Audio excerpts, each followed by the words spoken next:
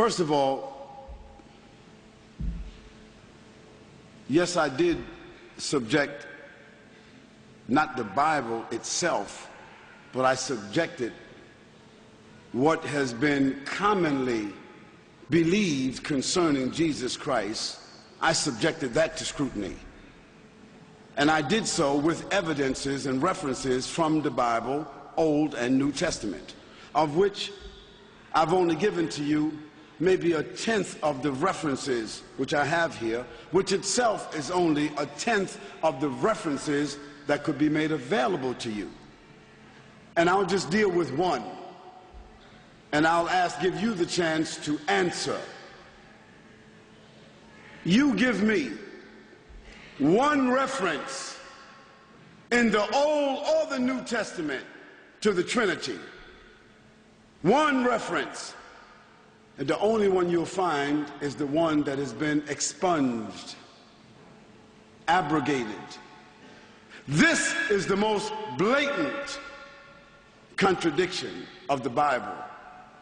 Among other blatant contradictions that I read, I say you or anyone else give me a verse from the Bible where Jesus said, Father, Son, Holy Ghost, Trinity.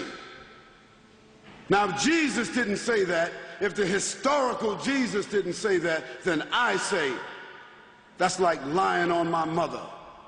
That's like lying on my wife. That's like lying on your mother or your wife. And you would not allow somebody to lie on your mother or your wife. You would defend them. I love Jesus more than I love my wife, and you should love Jesus more than you love your wife. And I said that that Trinity is a lie and a fabrication against Jesus, and there's no evidence of it in the words of Jesus.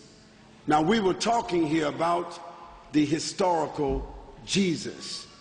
Now, relative to the Quran has been subjected to scrutiny on a historical basis, on a scriptural basis, as to its source, its references, its validity.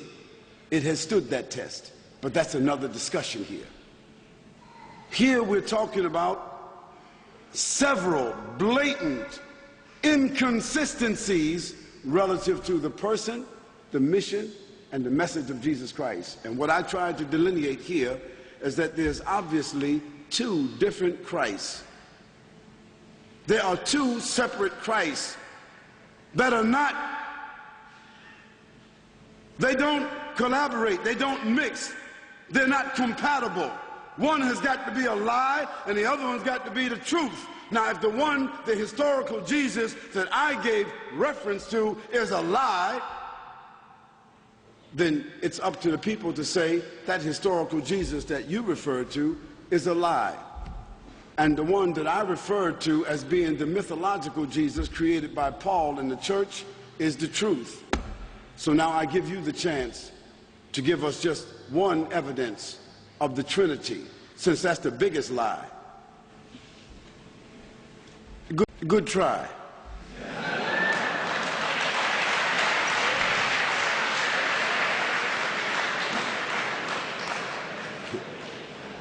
I mean, a lot of metaphors, a lot of insinuations, but no direct reference at all to the issue of Trinity from Jesus.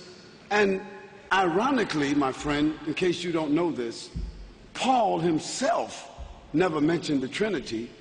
The Trinity was decided in 354 by Constantine at the Council of Nicaea. I gave you the hint.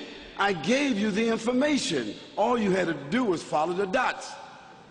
Now, I want to make it plain that we Muslims and Christians, we cousins.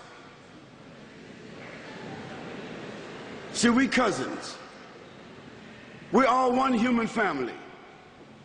And we ain't gonna break out no knives or no guns, and we ain't gonna take nobody hostage here. And we're not going to start no new crusade. What we're trying to do here is we're trying to reason, said the Lord. Prove all things by reason. And I say Let's go back to the 10 Commandments of Moses. Before we start getting hypothetical, let's go to the 10 Commandments of Moses that starts out like this. Hear ye, O Israel, the Lord thy God is how many? How many? End of story.